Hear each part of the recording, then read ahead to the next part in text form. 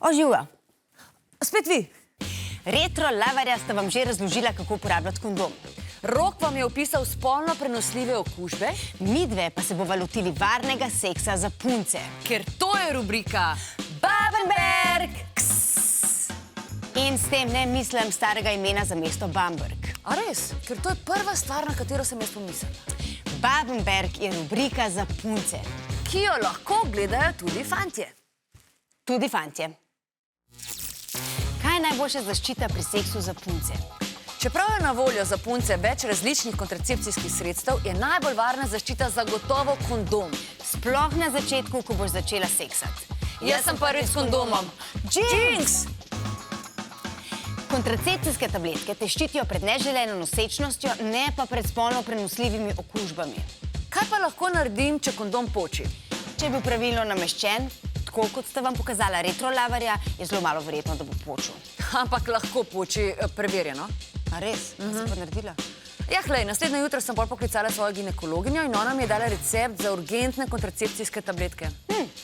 No, v primeru, da je tvoj seks partner nov in ne veš, a ima kakšno izmed spolno prenosljivih bolezni, je dobro, da se greš po enem tednu tudi testirati. Kako poteka samo testiranje, lahko vidiš v našem videu na YouTube kanalu Osvežilne fronte z naslovom Testiranje za spolno prenosljive okužbe. Vsi ti nasveti pridejo v poštev tudi, če zaščite sploh nisi uporabila. Kar je precej butasto in naj bo to zgolj izjema kot pravilo. Ker ti urgentne kontracepcijske tabletke lahko porušijo reden menstrualni ciklus. Spolno prenosljive bolezni pa med drugim resno ogrozijo plodnost. Kaj moramo narediti punce po seksu? Moramo iti lulat.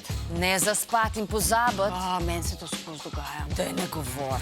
Med seksom lahko pridejo bakterije v tvojo sečnico in s tem, ko se polulaš, jih splahneš ven. Punce dobimo pogosteje okužbe sečil, ker je naša sečnica krajša.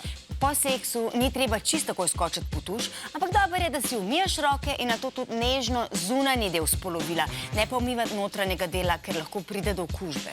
Dobro je tudi, da po seksu ne nosiš oprijetega sintetičnega perila, ampak nekaj zračno-bombažnega.